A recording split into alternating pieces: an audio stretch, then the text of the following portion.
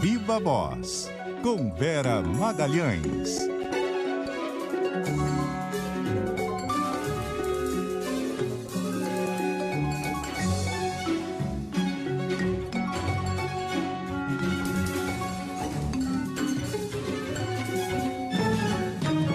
Oi, Vera Magalhães, tudo bem? Boa noite.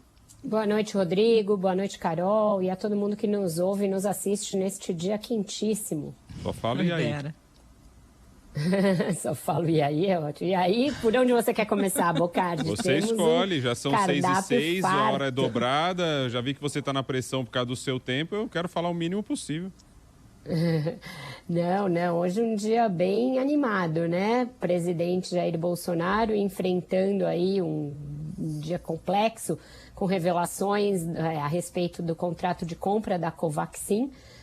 O servidor do Ministério da Saúde que fez as acusações, Luiz Ricardo Fernandes Miranda, que é irmão do homônimo, também Luiz Miranda, deputado federal do DEM, que já tinha feito a denúncia ao Ministério Público, agora deu uma entrevista ao jornal O Globo, confirmando tudo aquilo que ele havia dito e implicando diretamente o presidente Jair Bolsonaro nesse contrato. Disse que sofreu pressões atípicas para acelerar a documentação da compra da vacina indiana Covaxin por parte de representantes do próprio Ministério, que por sua vez estavam sendo pressionados por integrantes da empresa Precisa, que é a intermediária da compra da vacina.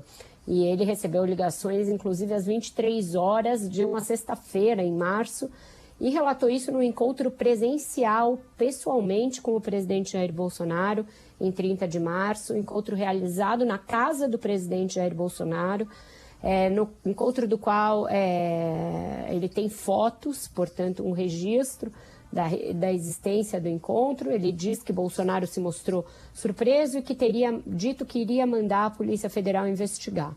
Aí, questionado a respeito desse pedido, se houve realmente pedido de alguma investigação, o ex-diretor-geral da PF, delegado Rolando Alexandre, disse não se lembrar de nenhum pedido nesse sentido. Só para mostrar a discrepância de condutas, vamos lembrar, nessa semana mesmo, o presidente Jair Bolsonaro disse que mandaria a PF apurar a existência de qualquer denúncia de fraude em urnas eletrônicas desde 1996. E esse pedido, de fato, foi repassado às 27 superintendências da PF. Rápido assim, tão rápido quanto isso. E uma denúncia de pressão e de irregularidades num contrato que custou aos cofres públicos R$1 bilhão para a compra de vacinas, de uma vacina que não tem registro na Anvisa e que até hoje não chegou ao Brasil, esse ninguém se lembra de ter mandado apurar, Bocardi. Agora, Vera, esse caso aí tem um potencial explosivo, né? Pode virar o ponto central da CPI, que já tinha material para falar de muitas coisas, do atraso na compra da vacina, de kit Covid e tudo mais. Mas esse ponto aí pega direto o governo e pessoalmente o presidente Jair Bolsonaro, que se foi informado de que havia problemas, prometeu uma investigação e não levou o caso adiante, prevaricou, né? Exatamente, Carol. Você veja que, desdobrando o novelo da não compra de vacinas e da participação do Itamaraty, ao fim e ao cabo, o ministério do Ernesto Araújo vai ser aquele que vai pôr uma pá de cal sobre a gestão do governo Jair Bolsonaro no trato da pandemia, porque é de lá que estão saindo todos os documentos que abrem a caixa de Pandora desse caso. Nesse caso da Covaxin, a gente só ficou sabendo dessa discrepância absurda no preço a partir de telegramas do Itamaraty, que mostram que essa mesma vacina foi oferecida lá atrás, diretamente pelo laboratório indiano Bharat Biotech, por uma bagatela, $1,34 a dose. E foi comprada, depois efetivamente comprada, contrato assinado, contrato levado a cabo por meio da intermediação de uma empresa enrolada por não fornecimento de insumos para o próprio Ministério da Saúde, por 1.000% a mais. Cada dose saindo a $18, $15. Então, é um batom na cueca inequívoco. Aí depois disso vem um desdobramento que agrava a situação, que é a entrada em cena deste servidor, que por sua vez é irmão de um deputado bolsonarista de Quatro Costados, aquele bolsonarista defensor mesmo do presidente e dos filhos, que é o deputado Luiz Miranda, e ele relata ao próprio presidente uma pressão política, inadequações no contrato, pressão para que fosse liberado dinheiro que estava fora do contrato, uma antecipação que não está prevista no contrato de 300 mil doses, para a qual seriam pagos 45 milhões de dólares, algo que não estava previsto nem no contrato enrolado. Então vocês vejam que são camadas de irregularidades que vão se sobrepondo e para as quais tem muitas evidências. Tem depoimento testemunhal, que é algo que em todo o escândalo é importante. Lembremos do Roberto Jefferson, lembremos do Heriberto, o motorista da Elba, lá no caso do Collor. Então, esses depoimentos de pessoas que são testemunhas oculares da picaretagem são sempre muito importantes em casos capitais como esse. Usando, inclusive, né, tá rolando esquema pesado de corrupção e tal. E aí isso acabou despertando aí uma certa ira dos filhos do presidente, né? Porque agora estão dizendo, não, com ameaça pesada, né? Agora tem que provar mesmo. Tá nesse nível. Senão vai ficar ruim, né? O Eduardo Bolsonaro, também numa entrevista ao Globo, o Globo hoje está em chamas, não é porque o meu jornal não, mas está dando furo atrás de furo. Foi o Globo também que deu furo da queda do Ricardo Salles, mas Eduardo Bolsonaro ao Globo disse que todo mundo teve um ataque de amnésia, o Bocardi, que ele não se lembra se o deputado Luiz Miranda disse para ele algum problema com esse contrato, mas é isso, aí vem a ameaça em seguida, que o servidor, que é um servidor concursado do Ministério da Saúde, desde 2011 ele é servidor do Ministério da Saúde e desde 2016 ele cuida de compras no Ministério, que ele vai ter de provar o que está dizendo, que é muito grave, ou então vai ficar muito ruim para ele, ou então vai ter problemas. Então tem uma ameaça embutida claramente aí. Isso por quê? Porque os filhos do presidente também surfaram na onda desse contrato, né? Flávio Bolsonaro foi um que postou ali com fogos de artifício quando esse contrato foi fechado. Postou, falou do valor, falou da quantidade de 20 milhões de doses que chegariam dessa vacina. Então, é que nem aquele filme O Assassinato no Expresso do Oriente. Cada um foi lá e deu a sua facada. Tem a digital de todo mundo nesse escândalo que vai crescendo de figura a cada dia. Agora deve estar ali na Polícia Federal, estou imaginando o cenário hoje lá na Polícia Federal neste momento, porque uma saída aí seria o presidente dizer que realmente acionou a Polícia Federal para investigar esse contrato. Uma saída mais ou menos. Agora tem que construir isso dentro da Polícia Federal se é que isso não foi feito, né? Teria de construir se não foi feito e é muito ruim, né? Muito ruim de novo para a imagem da Polícia Federal, um uso assim de uma instituição de Estado para socorrer politicamente o presidente e seu grupo político. Isso tem sido feito sucessivamente. A gente viu a pressão quando o Moro ainda estava, depois a gente viu 2 delegados caírem no caso Salles. Esse uso da PF para corroborar uma teoria estapafúrdia do presidente de que as urnas eletrônicas são passíveis de fraude. Se agora eles tentarem fazer uma lavagem ali, lavar uma prevaricação do presidente dizendo que ele aciona o PF, alguém vai ter de sustentar essa versão. E aí alguém vai ter de mostrar algum ato de ofício, um ato concreto para investigar esse caso. Como o Ministério Público Federal já está no caso, é de se supor que se teve alguma participação da PF, a procuradora do caso já solicitou. Se não está na investigação do Ministério Público, onde está? Então, todas essas peças aí do quebra-cabeça vão começar a ser montadas agora, seja por nós, jornalistas, seja pela própria CPI, que agora está com sangue nos olhos para focar nesse caso, e vai ouvir o servidor nos próximos dias e também o deputado Luiz Miranda, o que deve incendiar a CPI, que vinha de vários depoimentos mornos e... mornos ou mornos? Mornos, né? Acho que falei certo. e sem muita consistência, como aquele ontem do Osmar Terra, que a gente falou aqui.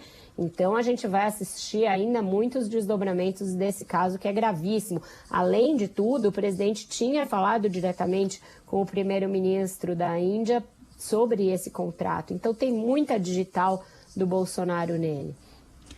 Agora o ex-diretor da Polícia Federal, Rolando Alexandre de Souza, já disse que não lembra de pedido de investigação. Ele lembraria, né? Um pedido do presidente, disse que não sabe, tem que ver com a PF. Complicado inventar agora uma investigação de gaveta.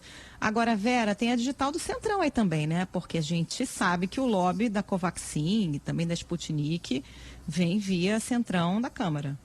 Via Centrão da Câmara e do líder do governo na Câmara, deputado Ricardo Barros, que foi ministro da Saúde de Michel Temer e fez lobby nessas duas vacinas, tanto da Precisa, que é a da Covaxin, quanto a Sputnik V, que também tem intermediação de um laboratório que já teve, já teve contratos com o Ministério da Saúde. Na votação de uma medida provisória para tentar agilizar a liberação de vacinas, Ricardo Barros incluiu uma emenda citando especificamente a Índia para justamente facilitar essa compra. Quando a Anvisa negou o registro dessa vacina, ainda que um registro provisório, por ver inconsistências na documentação enviada pela empresa, vamos lembrar, Ricardo Barros desceu a lenha na agência, disse que a agência agia politicamente, quando na verdade era o contrário, quando era o cuidado técnico da Anvisa que estava impedindo a aprovação a toque de caixa de uma vacina que tinha todo um lobby político por trás. Então, sim, o Centrão, que vem blindando o presidente, a gente falou da entrevista do Arthur Lira ontem aqui e dessa blindagem, e tem visto essa blindagem acontecer também na CPI, o Centrão agora tem interesse em abafar esse caso, porque tem alguns dos seus envolvidos, mas eles não têm maioria na CPI. Na Câmara, eles podem continuar blindando o presidente, com o presidente da Câmara segurando todo e qualquer pedido de impeachment, mas isso também tem um prazo de validade, que é um prazo de validade da opinião pública, da pressão das ruas e também do que a CPI conseguir de concreto. O que está aí é importante a gente falar, e hoje o Queiroga falou isso, antes de dar o piti e não querer responder a segunda pergunta, é a questão do não pagamento. Então, assim, defensores de Bolsonaro dizendo, não, o pagamento não foi feito. Então, assim, contrato assinado, tudo perde valor nessa altura do campeonato e essa argumentação, mas também não há nenhuma prova, né, Vera? Contrato não foi, o pagamento não foi feito e as vacinas não foram entregues, né, Rodrigo? Sim, isso tudo é verdade, mas ele está lá, um contrato assinado e houve pressão para a liberação dos recursos, pressão essa reportada pelo servidor que vai depor perante a CPI. Um contrato assinado numa velocidade relâmpago muito maior do que aqueles fechados diretamente com farmacêuticas, e num valor também superior a qualquer outra vacina, vacinas concretas, vacinas que já estão aprovadas e sendo aplicadas no Brasil. Então, tudo isso, para a CPI, para os senadores com os quais eu tenho conversado, já configura total responsabilidade do governo em má gestão dos recursos no caso da pandemia. Não, e não pagou, né, gente? Porque a gente sabe que nos contratos de vacina o pagamento é feito depois. Primeiro a vacina chega, depois o governo paga. É assim com todos os laboratórios. E a Índia não mandou por quê? Primeiro porque a Anvisa não tinha liberado e depois provavelmente porque a pandemia saiu de controle lá na Índia, eles resolveram priorizar o público interno. Não foi porque o governo teve um lampejo de não vamos pagar essa vacina. Esse contrato está estranho, exato. Não teve isso em nenhum momento. Não, e não podemos normatizar também mais esse ponto, né? Olha, que a gente faz os maiores escândalos, né? A gente monta os maiores contratos com a maior roubalheira possível e aí depois alguém descobriu, não, a gente não pagou. Então tá todo mundo isento, livre. A intenção não conta mais nada, é isso? Exatamente. Exato, e lembremos, né, a existência desse contrato nesses moldes, com todas essas irregularidades em todos os seus momentos, joga por terra algumas das justificativas do governo para outro erro seu, que foi ignorar as vacinas da Pfizer. A história de que não tinha uma regulamentação por meio de uma medida provisória, a história de que ainda não tinha aprovação da Anvisa, a história de que era muito caro, que eles chegaram a usar no caso da Pfizer e no caso do consórcio COVAX Facility. Aliás, o servidor, Luiz Miranda, disse que no caso da COVAX Facility, que é um consórcio que é gerido pela OMS, com vacinas já aprovadas, etc., ele não sofreu pressão nenhuma. E no caso dessa vacina, que tem a intermediação de uma empresa brasileira, a pressão foi violenta e foi, inclusive, por pagamentos que não estavam previstos no contrato para vacinas com lotes próximos a vencer. Isso aí também é grave. E aí, justamente hoje, no meio dessa confusão toda para o governo, vem o ministro do Meio Ambiente, Ricardo Salles, e pede demissão, Vera. Pois é, pediu demissão, Vera, exonerado... Só me permite, desculpa, antes do Ricardo Salles, claro. Só para contemplar aqui também. Contrato assinado já tipifica eventual crime de corrupção passiva, não é preciso que ocorra de fato qualquer pagamento. É o Cláudio Feijó, escreve de Brasília. Contrato só se assina com reserva de recurso do orçamento. Mais uma contribuição aqui do João Batista Rizek. E por aí vai. Boa, ótimas contribuições dos nossos ouvintes. E é isso, Ricardo Salles hoje caiu. A gente disse que ele era um dos ministros mais fortes, que ele era muito mais forte que o Weintraub, muito mais forte que o Ernesto, que ele, se dependesse do Bolsonaro em situações normais, não cairia tão fácil. E isso ficou muito claro, porque o presidente, mesmo na motociata dele, realizada aqui em São Paulo, ele levou o Salles na garupa, um garupa entre aspas, defendeu o Salles, e reiterou a sua permanência. Nesta semana, de novo, ele voltou a defender o ministro Ricardo Salles, fazer um desagravo a ele, mas o Salles pede demissão por quê? Por alguns motivos. O principal, no caso dele, a principal motivação pessoal dele para pedir demissão é fazer o inquérito sair do Supremo Tribunal Federal e baixar para a primeira instância. Isso foi o que motivou também o Abraham Weintraub a pedir demissão lá atrás, quando ele deu declarações xenofóbicas em relação à China, e foi aberto um inquérito no Supremo, presidido pelo ministro Celso de Mello, e ele em seguida pede demissão e se muda para os Estados Unidos para se livrar desse inquérito. O Pazuello também, a queda dele teve muito a ver com a instauração de um inquérito também no Supremo, relatado pelo ministro Ricardo Lewandowski, para apurar responsabilidades no colapso no fornecimento de oxigênio em Manaus. Com a queda do Pazuello, o inquérito também desceu para a primeira instância. Conversei com ministros do Supremo a respeito do que acontece com o inquérito do Ricardo Salles. Eles dizem que vai depender do pedido da defesa, que certamente virá, e da manifestação do Procurador-Geral da República, Augusto Aras, o que ele vai dizer a respeito do pedido, que eles também consideram muito provável, de que o inquérito desça. E, a partir daí, caberá ao ministro Alexandre de Moraes decidir. O Supremo mudou todo o entendimento a respeito do foro, né? Restringiu os casos de foro privilegiado. E tem adotado como norma que quando a pessoa perde o foro, ela também perde a perspectiva de ser julgada no Supremo. Mas isso tem dependido de caso a caso. Se no caso do inquérito do Salles houver pessoas que ainda detêm foro no Supremo, isso pode fazer com que o inquérito se mantenha lá por aproximação, ficar tudo aglutinado no mesmo inquérito. Isso também é um entendimento que tem variado no Supremo. Então, a expectativa do Salles é que o inquérito desça, mas a gente tem visto que o Alexandre de Moraes tem sido muito linha dura em relação ao governo e particularmente em relação ao ex-ministro do Meio Ambiente. E só lembrando, né, o Joaquim Pereira Leite assumindo agora, que foi nomeado para o cargo, é aí que você tem a consolidação de fato do casamento entre o Ministério da Agricultura e o Ministério do Meio Ambiente, como disse o presidente Jair Bolsonaro ontem. E tem que ver o que isso vai significar também nesta relação e na relação com o meio ambiente e com quem luta pela preservação do meio ambiente no Brasil, porque ele é integrante da sociedade rural brasileira, que é a sociedade dos produtores rurais. Então, aí temos no meio ambiente agora um representante, claro, da sociedade rural brasileira e também, ao mesmo tempo, o Ministério da Agricultura, que cuida lá da sua pasta. Então, temos aí, à frente deste Ministério do Meio Ambiente, alguém que é da agricultura. Como é que vai ficar isso no Brasil agora, daqui para frente? Exato, Rodrigo. É um claro conflito de interesses, né? A gente sempre viu em governos anteriores embates entre essas duas pastas, porque os interesses da agricultura muitas vezes conflitam com os do meio ambiente. No governo Bolsonaro é um caso raro em que as duas pastas vivem em eterna harmonia, porque os interesses são mais ou menos os mesmos. E agora se tem um representante, como você bem falou, e eu acrescentaria um dado, né? Atualmente ele é o secretário que cuida da Amazônia.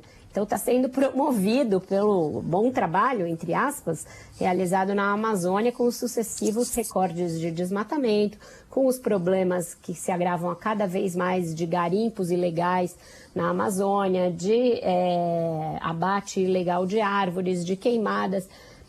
Se o governo Bolsonaro considera que o exemplo a ser premiado, a ponto do responsável pela pasta virar ministro, é a forma como está sendo gerida a Amazônia, isso já nos dá uma amostra clara de que a política não era do Salles, de que a política não vai mudar com a sua saída, a política de passar a boiada, né? Vera, me permite, vamos ouvir Onyx Lorenzoni, ministro-chefe da Secretaria-Geral. Ele está falando rebatendo as denúncias sobre o caso Covaxin. Vamos ouvir.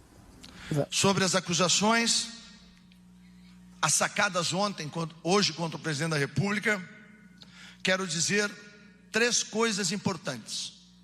Não houve favorecimento a ninguém, porque esta é a prática desse governo, não favorecer ninguém. Segundo, não houve sobrepreço. Tem gente que não sabe fazer conta. Terceiro, não houve compra alguma. Não há um centavo de dinheiro público que tenha sido despendido pelo Caixa do Tesouro Nacional ou pelo Ministério da Saúde. Portanto, o governo tomará medidas. A começar, o senhor presidente da República determinou ao ministro-chefe da Casa Civil que a Polícia Federal abra uma investigação sobre as declarações do deputado Luiz Miranda, sobre as atividades do seu irmão, servidor público do Ministério da Saúde, e sobre todas estas circunstâncias expostas no dia de hoje. Iremos solicitar um procedimento administrativo disciplinar junto ao CGU, um PAD, para investigar a conduta do servidor, já que o documento que vou apresentar a seguir, existem indícios de adulteração do documento, como vocês vão facilmente comprovar. Vamos solicitar uma perícia do documento à Polícia Federal. E mais, nós também vamos, neste PAD e junto à Procuradoria-Geral da República, pedir a abertura de investigação do deputado Luiz Miranda e do servidor Luiz Ricardo Miranda, baseado no artigo 339 do Código Penal, denunciação caluniosa, do artigo 347, fraude processual. Além disso, será investigado o servidor por prevaricação. E quero aqui analisar alguns fatos. Primeiro, o senhor Luiz Miranda diz que havia um contrato entre a empresa A e a empresa B, entre o governo brasileiro e a empresa A, Barack Biotech. E diz que apareceu um invoice, uma nota fiscal, de uma compra através da Madison Biotech. A Madison Biotech nada mais é do que a subsidiária da Barack Biotech, localizada em Singapura, responsável por todos os contratos da Barack Biotech no comércio internacional. Portanto, não existe uma terceira empresa. Existe sempre a seriedade, a correção do trabalho feito pelo ministro Pazuello, pela equipe que foi liderada pelo coronel Elcio, porque todos nós seguimos a determinação do presidente Jair Bolsonaro. O documento que foi apresentado e depois vai ser esmiuçado pelo Dr. Elcio é esse. Este documento foi apresentado no dia 19. O senhor Luiz Miranda e o seu irmão foram até o presidente de posse, a gente acredita, porque ele mostrou hoje, de algo como esse documento, para dizer que havia superfaturamento, favorecimento e outras coisas. Pois muito bem. Esse documento tem o seu texto em inglês. Fala do Ministério da Saúde, em inglês. Depois ele apresenta o número 300 com uma vírgula. Depois ele apresenta nenhuma referência à apresentação do produto, a Covaxin, que nós vamos apresentar no original. E por fim, nos 2 invoices originais, nós temos a apresentação do peso do produto, que teoricamente viria ao Brasil. No dia 19 é enviado este documento. O documento ao que o senhor Luiz Ricardo teve acesso é esse. O documento apresentado hoje é esse. É evidente que nós vamos pedir para que os peritos da Polícia Federal façam a análise dos 2 documentos. Como vocês podem ver, fotografem e ampliem. O Dr. Elcio vai explicar. Mas são evidentes as diferenças. No dia 23, o senhor William Amorim Santana, que é servidor do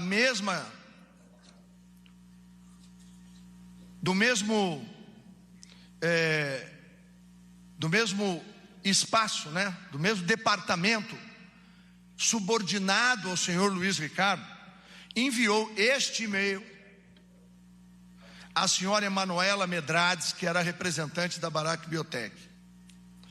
Aqui ela pede que haja alteração do invoice, porque o que está de errado no invoice? Primeiro, o fato de que pede 100% adiantado. E o William esclarece que é após a entrega que será feito o pagamento, que está equivocado o invoice. A senhora Emanuela responde ao senhor William, dizendo: já havia pedido a retificação, William, e eles já me enviaram, e segue com detalhes. E aqui vem o documento com as modificações, as adequações e a correção apenas de um aspecto: according to agreement, ou seja, de acordo com o contrato. O senhor Luiz Ricardo, desde este dia 23 e desde o dia 24, aonde foi feito um documento chamado Siscomex, tá correto? A licença de importação. Que é a licença de importação pelo Siscomex, que passou pelo departamento dele. Desde o dia 24, ele sabe que não tem fraude nenhuma, erro nenhum. Por que ele inventou essa história? O que os 2 irmãos queriam na casa do presidente no dia 20? E por que é que, se ele sabia de tudo isto, no dia 24, ele não disse ao seu irmão: deputado, foi corrigido, não há erro algum, comunique ao presidente, me equivoquei. Mais grave, o chefe do senhor Luiz Ricardo é o senhor Alex Leal Marim. Nunca foi comunicado da existência deste documento. Por quê? Que o servidor que identifica um possível erro, fraude, por que ele não leva ao seu superior hierárquico? É dever dele. Aí está a prevaricação. Por outro lado, por que 3 meses depois que ele sabia que os procedimentos estavam corretos, o seu irmão vem a público para sacar esse conjunto de mentiras, de inverdades contra o presidente da República, caracterizando claramente a má-fé, a denunciação caluniosa? A interesse de quem? Por quê? O governo de Jair Bolsonaro vai continuar assim, sem corrupção. O governo Jair Bolsonaro vai continuar, sim, servindo a população brasileira. O governo do presidente Jair Bolsonaro é um divisor de águas na história do Brasil. Desde o início, interrompemos a roubalheira. Bom, a gente ouviu aí as explicações de Onyx Lorenzoni, ministro da Secretaria-Geral da Presidência da República, sobre esta questão da Covaxin. E Vera, só para a gente finalizar, o ônus agora está ficando para o denunciante, como a gente viu aí, uma acusação agora contra o próprio denunciante. Agora, para deixar claro para o nosso ouvinte, né, Vera? A discussão é sobre ali os documentos, foi levado ao presidente, não foi, mas em nenhum momento tem até agora o esclarecimento de um contrato assinado, firmado e por uma questão de valores que até agora também não veio a explicação, falando que muita gente não sabe fazer conta, mas são valores astronômicos. Como se o fato da denúncia, que é só um complemento na história, o fato dessa denúncia estar em discussão agora é só um complemento da história. O ponto principal é a assinatura de um contrato e uma defesa muito forte para a viabilização desta vacina em valores que são exorbitantes. É isso, Rodrigo. O ministro Onyx Lorenzoni usou um tom muito incisivo para se referir ao deputado e ao servidor, um tom intimidatório, um tom de ameaça mesmo. Falou em instauração de um procedimento administrativo, de um inquérito da Polícia Militar, de várias investigações contra os acusadores. Até agora não disse o que o presidente teria dito na reunião com o mesmo servidor. Usou de filigranas ali de comunicação interna para tentar dizer que o que ele apontou como irregularidade, na verdade, era uma má compreensão dos termos do acordo, que não haveria irregularidade alguma. O servidor agora provavelmente vai ter chance de rebater o que está dizendo o ministro. Uma das coisas que ele disse, por exemplo, que o servidor Luiz Marinho nunca comunicou ao seu superior hierárquico, Alex Leal, isso, por exemplo, já não é verdade. Porque quando ele foi ouvido pelo Ministério Público Federal, ele disse que um dos que fizeram a pressão sobre ele para agilizar os documentos, para fazer tudo rapidamente, muito mais celeremente no caso da vacina indiana, foi justamente esse André Leal. Então, tudo isso vai ser objeto de discussão da CPI. Agora a gente vê aí do lado do Onyx Lorenzoni o Elcio, que já foi ouvido pela CPI e que vai tentar explicar também todo esse imbróglio e resumir tudo a um mal entendido e tudo a uma má compreensão de termos do contrato, né? Mas é isso, por aqui eu fico por aqui com Viva Voz, acho que vocês vão continuar no caso, ainda tem muita coisa para a gente desdobrar desse assunto, Rodrigo. Vamos ver esclarecimentos sobre a questão dos números. Dizem que as pessoas não sabem fazer conta. Vamos ver os números e também ver se vem alguma justificativa para a assinatura deste contrato e como se isso tivesse agora perdido todo o valor, sendo que esse é o ponto principal da história. Ele terminou dizendo que o deputado traiu o presidente Jair Bolsonaro, que ele passou um tempo nos Estados Unidos sem saber o que estava fazendo lá. Disse que Deus tem a pena dele e que essa frase, o Onyx Lorenzoni terminou, que o senhor, no caso o deputado, pague na justiça tudo o que o senhor fez hoje de manhã. Então aí está claro assumindo o golpe, né, de hoje de manhã com relação às declarações do deputado. E de novo, né, Rodrigo, uma prática muito comum ao bolsonarismo, que é fritar os aliados ao primeiro sinal de desavença, ao primeiro sinal de discordância e fritar de uma maneira definitiva, sem muita possibilidade de recurso. Esse deputado, que realmente tem várias coisas contra ele, o Andreasa mesmo já falou aqui hoje mais cedo no programa dele, mas é um aliado muito próximo, tem fotos com Bolsonaro deste ano, tem visita à casa do presidente, não pode dizer que não é próximo. E é do partido do ministro Onyx Lorenzoni. Então, ainda assim, é jogado ao mar ao primeiro sinal de rompimento ou de desavença com o presidente. Valeu, Vera. Obrigado, viu? Qualquer coisa também é só voltar aqui com a gente. Vamos seguir acompanhando todos os detalhes deste caso. Obrigado, uma boa noite nesta edição especial do Viva Voz. Viva Voz, mais viva que nunca. Até amanhã. Tchau, tchau.